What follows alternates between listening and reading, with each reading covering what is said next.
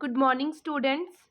Today I will be start the new topic of MSc final year for the discrete mathematics lattices. इस video में हम lattices topic के ऊपर discussion करेंगे। Lattices होती क्या है, लैटिसेस के कितने टाइप्स हैं, लैटिसेस में सेमी लैटिसेस क्या होगी, ठीक है, उसके टाइप्स क्या क्या होंगी, इनके रिलेशंस क्या है, ऑपरेशंस क्या है, स्ट्रक्चर क्या है।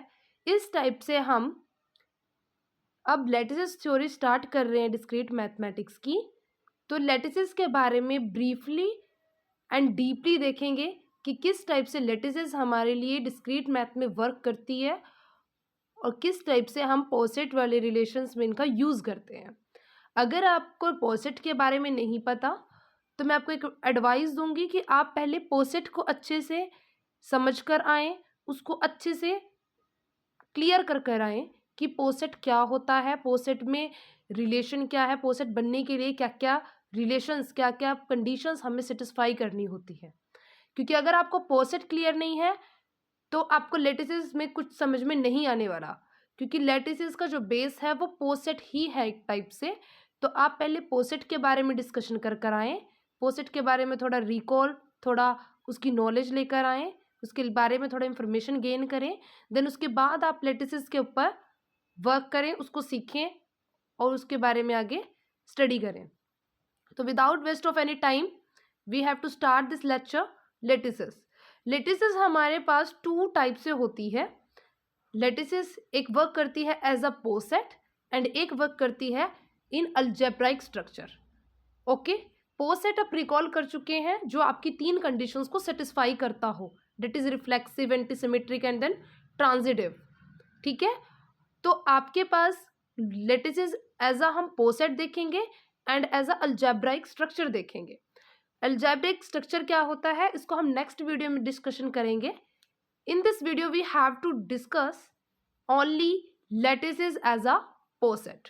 Okay, lattices as a poset बनने के लिए सबसे पहले आपके पास जो भी लैटिसेस है वो एक पोसेट होनी चाहिए, मतलब कि कोई सेट कुछ रिलेशन को सेटिस्फाई करता होना चाहिए पोसेट के, मतलब वो सेट पोसेट बनना चाहिए, आपका पोसेट की कंडीशंस को सेटिस्फाई करना चाहिए। फॉर एग्जांपल आपके पास एल कोई भी सेट है और वो यहाँ पे इस रिलेशन को सेटिस्फाई कर रहा है, मतलब एज अ पोसेट बन रहा है इस रिलेशन के रिगार्ड। तो अगर आपके पास कोई भी सेट पोसेट है देन इफ उसके साथ साथ पोसेट तो है सेट, उसके साथ साथ वो क्या है कि उसके पास उसके किन्हीं क्या उसके सारे टू एलिमेंट्स, ऐसे सेट है, देखो सेट के पास बहुत सारे एलिमेंट्स होते हैं। ओके, नॉन एम्प्टी सेट की हम बात करेंगे यहाँ पे, इसीलिए पोसेट का है रिकॉल कर आए, क्योंकि पोसेट क्या होता है, आपके पास कोई भी नॉन एम्प्टी सेट होता है वो तीन कंडीशंस को सेटिस्फाई करता है। ठीक है, तो यहाँ पे एक पोसेट है एल और वो यहाँ पे इस रिलेशन के साथ पोसेट बन रहा है।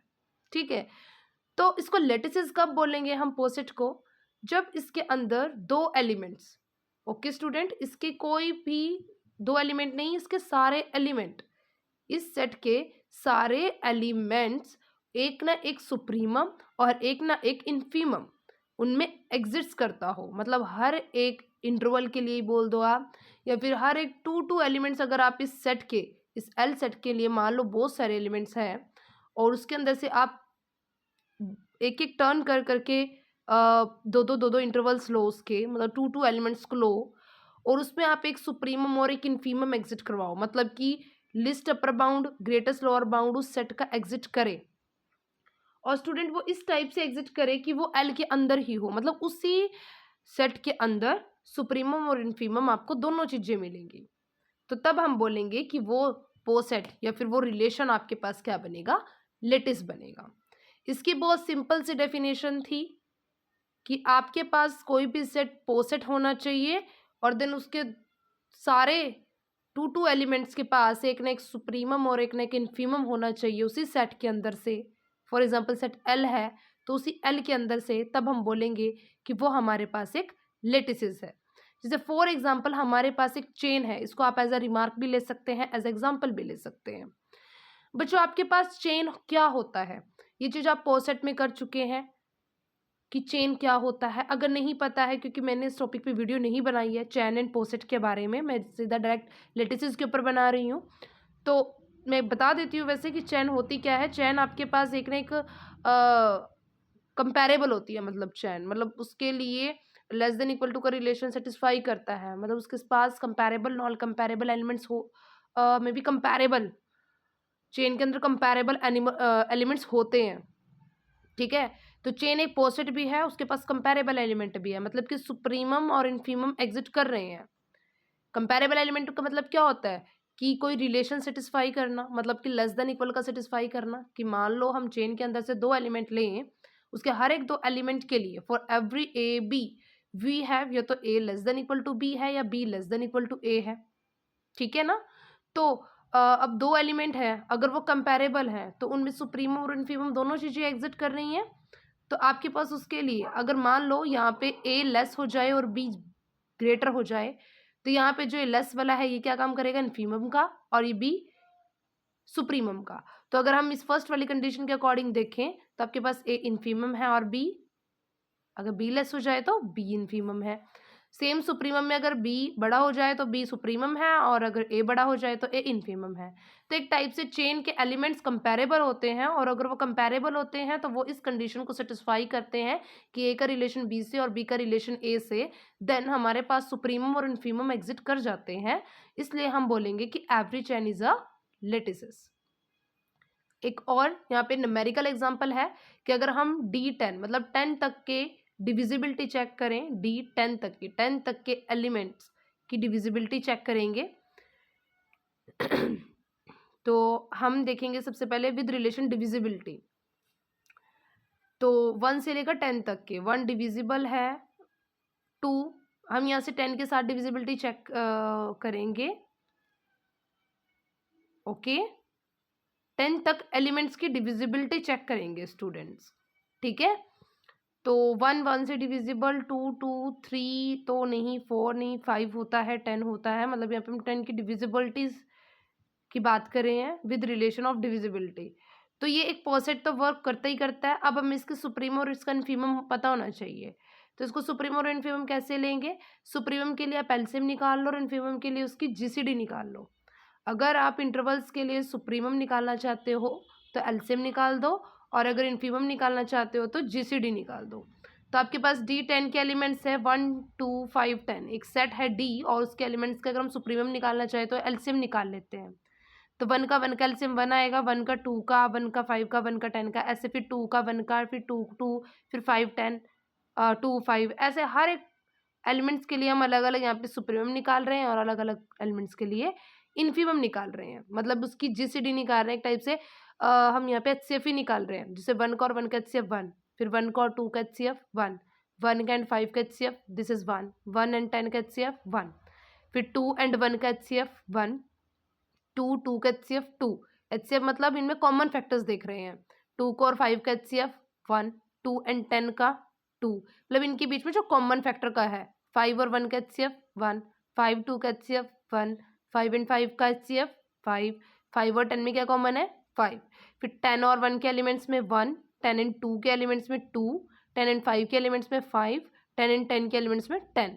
यहाँ पे हमने ऐसे इनके इंटरवल्स के एचसीएफ निकालने हैं, जीसीडी निकालनी है फॉर द इन्फीमम के लिए, और यहाँ पे हम सुप्रीमम के लिए निकाल रहे हैं 1 एंड 1 का एलसीएम।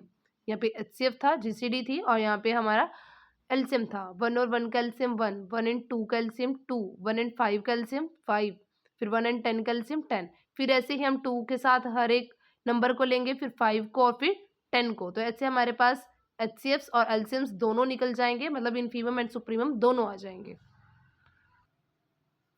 अब इसी का हेज डायग्राम देखते हैं।